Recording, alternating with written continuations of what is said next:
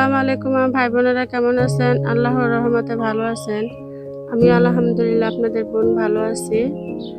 এই যে আজকে আমি মার জাংলার থেকে লাউ শাক পারছি, শুধু আগাগুলা। তো অনেক দিনে হাত দিয়ে লাউ শাক পারলাম গ্রামে এসে। তো গ্রামে আসলে অন্যরকম ফিল হয়।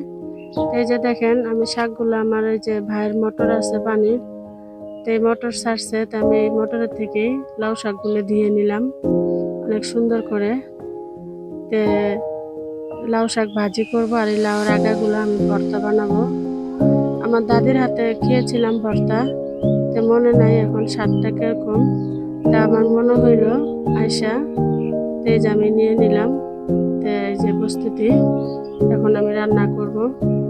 তে আমার ভাই বোনেরা সবাই তো জানেন আমার মার কুড়ের ঘর।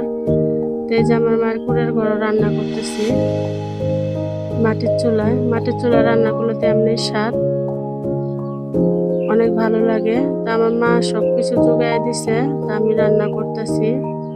আমার মা তো বুড়া মানুষ, পারে না, সবকিছু ওকে করে দিছে, আমি রান্না করতেছি। এই যে দেখেন, লাউ শাক ভাজি, টাটকা লাউ শাক ভাজি, একদম সবুজ সবুজ টাটকা কাঁচামরিচ, আর আমার ভাই পেস্ট লাগাইছিল, পেস্ট রসুন সব টাটকা, খাইতে অন্যরকম লাগছে। গ্রামে আসলে তো এমনি ভালো লাগে, মাছ মাংস ভালো লাগে না, শাক সবজি দিয়েই ভালো লাগে। তা আবার কালা কচুর ডাঁটা ছিল, এগুলো দেখাই নাই, এগুলো পরবর্তীতে দেখাবো। এই যে লার্কির চুলা, আমার মার আবার লার্কি নাই বেশি, বোন আছে, বোন দিয়ে রান্না করতেছি। তা আমার যে বোনের ছেলেটা, আমি আর আমার মা এই কুড়ের ঘরে থাকি। তো ঘরটাও একদিন দেখাবো, ঘরটা কমপ্লিট হয়েছে, বাথরুমটাও কমপ্লিট হয়েছে। তো এগুলো আপনাদের সাথে শেয়ার করব। কার কার মা আছে, তো এই যে মার বাসায় এসে এইভাবে খাবেন রান্না, কার কার আছে কমেন্টে জানাবেন। এই যে লাউ শাক ভাজি করতেছি। আমার আম্মা আবার রসুনটা পছন্দ করে, তো রসুনটা আমি অনেক বেশি দিয়েছি, এই রসুন দিয়ে ভাজি করতেছি বেশি করে। তা আম্মা বলতেছে ওটা আমি রান্না করি, আমি করি না, তুমি বসে থাকো আমি রান্না করি। তা আমাদের এদিকে আবার চা খাওয়া পরে বেশি, তো সকালে চা খেয়ে নিছি, চা খেয়ে রান্না বসাই দিছি। তা আমি মার জন্য কিছু পুরোনো জিনিস আনছিলাম। এই কড়াইটা দেখেন, এই কড়াইটা আমার শাশুড়ির হাতের। ঢাকাতে অনেক দেখছেন রান্নাবাড়ি করছি আমি, এটা আমার মার জন্য নিয়ে আসছি। যতগুলো পুরান পাতিল হাঁড়ি দেখেন, সব আমার মার জন্য নিয়ে আসছি এখানে রান্নার জন্য। আমার বোনটাও এসে পড়বে 1 বছর পরে, তো সব আমার বোনের জন্য রকে করতেছি। এই যে আমি রসুনটা পেস্টটা দিয়ে নিলাম কড়াইয়ের ভিতরে।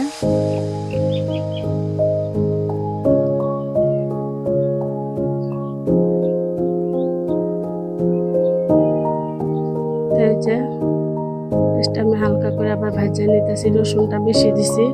এমনি আমি শাকের ভিতরে পেস্টটা কম খাই, তো আমাদের এগুলা ক্ষেতের পেস্ট, ছোট ছোট পেস্ট কাটতে অনেক ভালো লাগছে, এই জন্য অনেকগুলো পেস্টও নিয়ে নিছি। তো ভাবছিলাম একটু শুটকি লাড়া দিব। এই যে মরিচগুলো অনেক টাটকা, সকালবেলা তুলে আনছি মরিচগুলো, অন্যরকম লাগে। কার কার দেশের বাড়ি আছে আপনারা যান, ভালো লাগে। তা আমার মার অনেক কিছুই নাই, পুরোনো জিনিস কিছু নিয়ে আসছি আমি। তো পেরিসটা বেশি পোড়া দেই নাই, হালকা হালকা করে একটু বাদামি করে নিছি।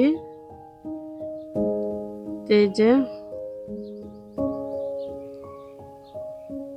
আমি মার হাতে খাবো, মা একটু অসুস্থ দেখে রান্না করতে দেই নাই, আমি রান্না করে খাওয়াইতেছি।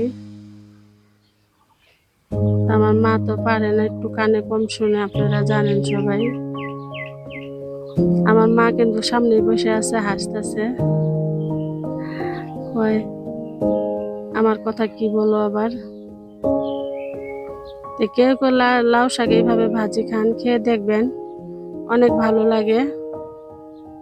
তে অনেকজন আবার আলু দেয়, আমি আলু দেই নাই, আমাদের আবার দেশি ছোট আলু ছিল, দেই নেই আমি। শাকটা অনেক ভালো লাগছে, আমার থেকেও ভালো লাগছে।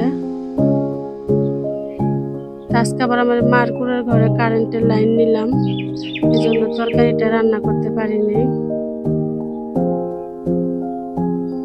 ডিমের তরকারি রান্না করতাম, দেখাইলাম না। এটা আমি বিকালে রান্না করবো, এটা সব দুপুরের আয়োজন ছিল। তো শাক ভাজিটা কিরকম হলো, আর এইভাবে যে লাউ শাকের আগাগুলা দিয়ে ভর্তা বানায় খাইলে অনেক স্বাদ লাগে, এইভাবে খেয়ে দেখবেন। যাদের মুখে রুচি নাই, এইভাবে ভর্তা একটু বেশি করে মরিচ দিয়ে, এই শুকনা মরিচ দিয়ে ভালো করে রসুন একটু হালকা করে ভাইজাভাই করবেন, অনেক ভাত খেতে পারবেন। আপনারা খেয়ে দেখেন, এইভাবে আপনাদের কাছে অনেক ভালো লাগবে। আমার লাউ শাকটা ভাজি হয়ে গেছে, আমি ঘরের ভিডিওটা দিব, আপনাদেরকে দেখাবো। ঘরে কালকে দুজন আমার বোন আসছে, খালাতো বোনের জাল আসছিল, আইসা লিপে দিয়ে গেছে। তা আমার ভাই বউ জানেনি আপনার ঘরে সৎমা আছে, কিছু করতে পারে না। যাদের যাদের ঘরে সৎমা আছে তারা তো বুঝেন তাদের অবস্থা কি। তা আমার শাক ভাজিটা হয়ে গেছে। তা আমার বোনের ছেলেটা আবার শাক ভাজি চুলার থেকে খাইতেছে, অনেক মজা হয়েছে। ওরা আবার একটু লবণ চাকতে দিয়েছিলাম, তো অনেক ভাল লাগছে। তা আমিও পেট ভরে অনেক ভাত খাইছি, দেশের টাটকা চাউল ক্ষেতের। আর আমরা তো ঢাকা অনেক বিভিন্ন ধরনের চাউল খাই, মজা লাগে না ভাতে। এখানে মার বসা ভাত রান্না করে খেলে অনেক মজা লাগে। তার মার হাতে রান্নাতে এমনি মজা। এই যে আমার শাক ভাজিটা হয়ে গেছে, এখন আমি ওই যে এই লাউর আগা ভর্তা বানাবো। লাউর আগা ভর্তা সবাই পারেন না, যারা যারা গ্রামে থাকেন তারা পারেন। তা আমি এইভাবে বানাই, তাই দেখানোর চেষ্টা করলাম। আমাদের দেশে যে রোদের জন্য বাইর হওয়া যায় না, এক সপ্তাহের ভিতরে আমি একদম কালো হয়ে গেছি, আমার হাত দেখলেই বুঝতে পারবেন। আবার রান্না করি মাঝে মধ্যে আমি। তা আমাদের লিচুর বাগানটাও দেখাবো, আমার ভাই লিচুর বাগান। মাশাআল্লাহ দিলে অনেক লিচু ধরছে। এই যে ভর্তাটা ডাটাগুলো আমি নিয়ে নিতেছি, ডাটাগুলো আমি করবো না, ডাটাটা আস্তে আস্তে রাখবো আমি। কে কে ভাবে খাইছেন আমারে জানাবেন, কমেন্টে জানাবেন। আমার পাশে থাকবেন, লাইক শেয়ার দিবেন। আমার ভাই বোনের অনেকদিন ধরে আমি ভিডিও দিই না, বাড়িতে আসছি দেখে বেশি ভিডিও দেওয়া হয় না, রান্না বাড়িও বেশি একটা করি না। আমার মা যা রান্নে তাই আমরা খাই, ভালো কিছু রান্না হয় না। ইনশাল্লাহ ভালো কিছু রান্নলে দেখানোর চেষ্টা করব, আমার পাশে থাকবেন। ভর্তাটা অনেক মজা হয়েছে। আমার বোনের ছেলের দিতেছি লবণ দেখার জন্য, তো পাশেই আমার মা একটু আগে দিতেছে সবকিছু। এই ভর্তা আমরা চুলার পাড়ে সবাই মিলে ভাত খাইছি। তো ভিডিওটা দেখাইলাম না, আমার মা লজ্জা পায় দেখা, নাতে দেখাইতাম। আমি এই বলের ভিতরে ভাত খাইছি, আমার থেকে অনেক ভালো লাগছে। আপনারা কে কে এভাবে খান জানাবেন, আমার পাশে থাকবেন। তো আজকে এই পর্যন্ত, ভালো ভালো ভিডিও দেখার চেষ্টা করব। তো ভালো থাকবেন, সুস্থ থাকবেন। আজকে এই পর্যন্ত, আল্লাহ হাফেজ।